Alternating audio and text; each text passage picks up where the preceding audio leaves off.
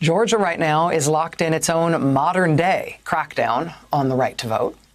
Joining us now to talk about it is Andrea Young. She's executive director of the ACLU of Georgia. She was also, I have to tell you, at one of those famous walks across the Edmund Pettus Bridge with John Lewis and with Martin Luther King Jr.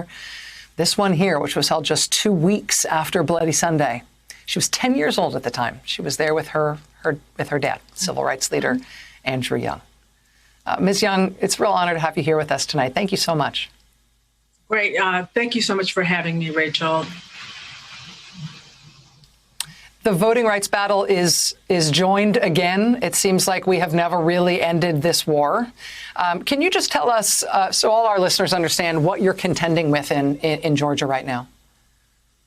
Yes. So as you know, 5 million people voted successfully in our last election.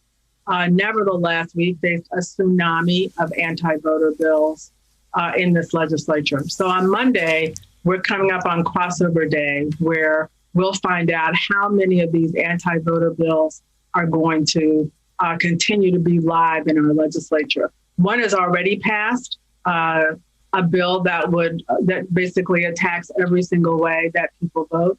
It attacks early voting, it attacks same-day voting, and it attacks vote by mail.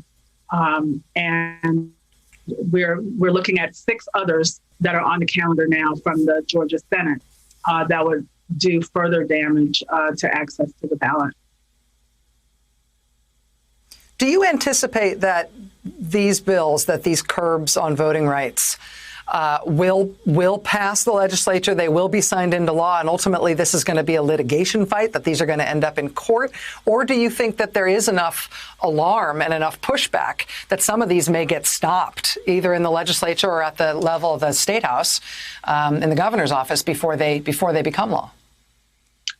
Well, Rachel, we are pushing back with everything that we can. My staff is every day at the Capitol, 7 a.m. hearings, analyzing every bill, educating every legislator. Our ACLU members are calling, thousands of them. And so we are fighting. We have seen, some success in pushing back. We know that actually all of these measures were put in place by Republican governors, Republican secretaries of state, and they were all fine until 5 million people were successful in using them to elect the candidates of their choice. So, of course, as ACLU, we're nonpartisan. We are also, we always will look at the litigation options, but we are fighting. We plan to fight right through midnight on Sine Die, the last day. This weekend, the All-Star game is coming into town. LeBron James, I know, is raising up this issue. And of course, what happens in Georgia is of national importance because of people like Raphael Warnock and Jon Ossoff. And Raphael Warnock would be up again in 2 years. Hey, thanks for watching our YouTube channel. You should know that you can follow today's top stories and breaking news and catch up on your favorite MSNBC shows all in one place. Download the NBC News app today.